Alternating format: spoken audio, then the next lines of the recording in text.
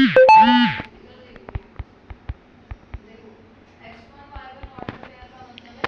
आज हम करने वाले हैं गबन उपन्यास में रमानाथ का चरित्र चित्रण, जो पेपर में बहुत ज़्यादा पूछा जाता है। अगर आपको वीडियो पसंद आनी है तो प्लीज़ वीडियो को लाइक शेयर एंड सब्सक्राइब कर दीजिए। आपको लाइक शेयर सब्सक्राइब करने में कुछ नहीं जाता, बस हमें मोटिवेशन मिलती है ताकि हम और वीडियोस बना सकें। तो शुरू करते हैं। आज रमानाथ गबन उपन्यास का प्रमुख पात्र है।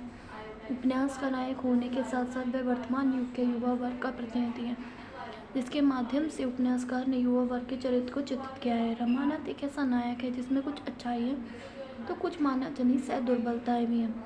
आरंभ में यह पात्र एक दुर्बल व्यक्ति आडंबर युक्त झूठ-फूट से उत्प्रोत मिथ्या प्रदर्शन फैशन पस्ते व अहंकार से युक्त हमारे समक्ष आता है। वह मुंशीदयानाथ के 3 पुत्रों में सबसे बड़ा पुत्र है।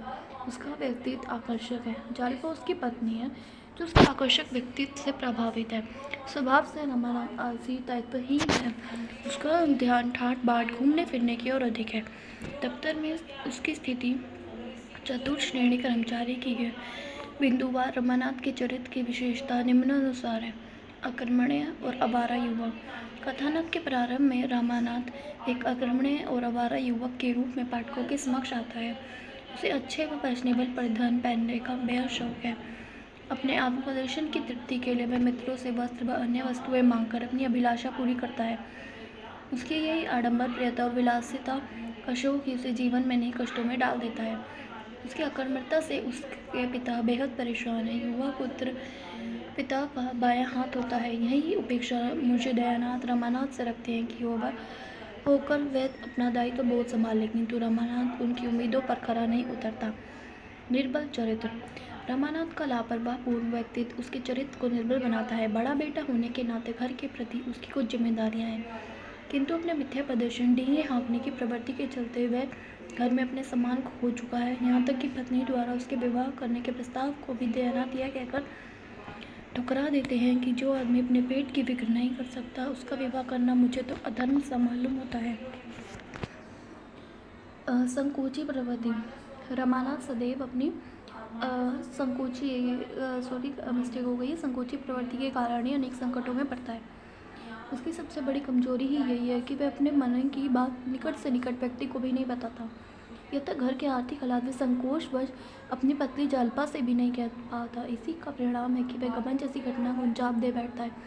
यदि वह जालपा को घर के सही हालातों से अवगत करा देता तो यह स्थिति कभी आती ही नहीं, न ही जालपा से गहनों की मांग करती। उसी तरह जज के सामने अपनी झूठी गवाही की बात कहने के संकोच करता है। जालपा द्वारा धैर्य बांधने पर भी जज के सामने पुलिस के हथकंडों का भंडाफोड़ कर अपनी झूठी गवाही की बात स्वीकारे, लेकिन अपनी संकोची प्रवृत्ति के कारण वे चाहते हुए भी ऐसा नहीं कर पाता।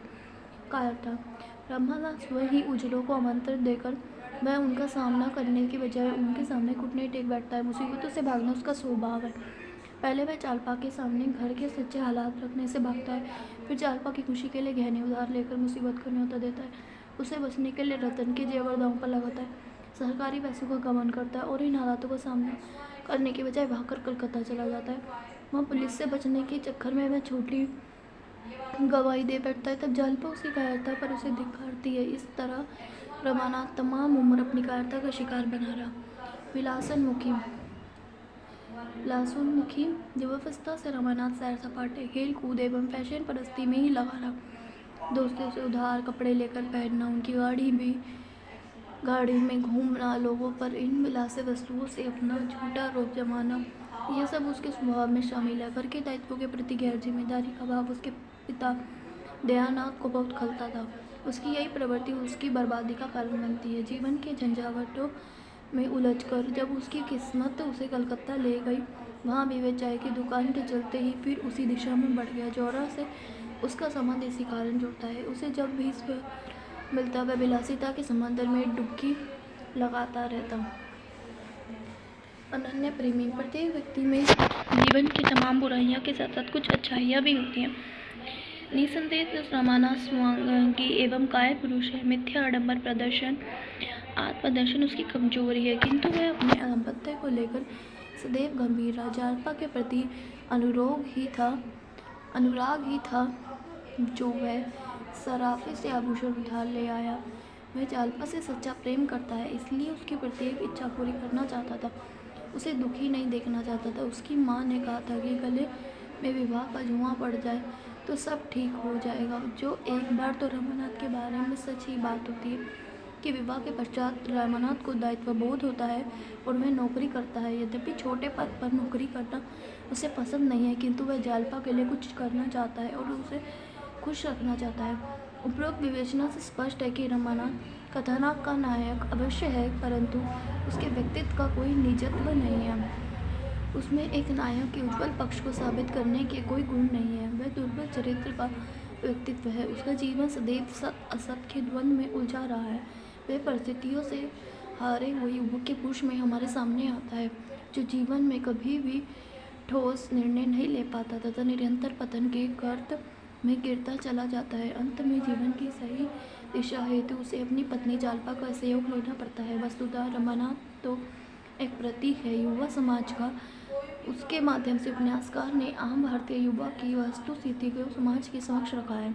जैसे आज का युवा वर्ग फैशन पस्ती और आधुनिकता की आड़ में गैर जिम्मेदाराना रवैया अपनाता है तथा मिथ्या आडंबर एवं मार्ग प्रदर्शन का यह भाव उसे जिस तरह पतन की ओर ले जाता है, उससे पाठकों से परिचित कराना ही प्रेमचंद का उद्देश्य है। तो धन्यवाद। इसमें हमने रमानाथ का चरित्र चित्रण भी देख लिया और इसके साथ ये भी देख लिया कि प्रेमचंद ने रमानाथ जैसे जैसे करेक्टर को क्यों हमारे सामने प्रदर्शित किया। तो ये रमानाथ का चरित्र चित्रण था। अगर वीडियो पसंद आ रही है तो प्लीज़ वीडियो को लाइक शेयर एंड सब्सक्राइब कर दीजिए। धन्यवाद।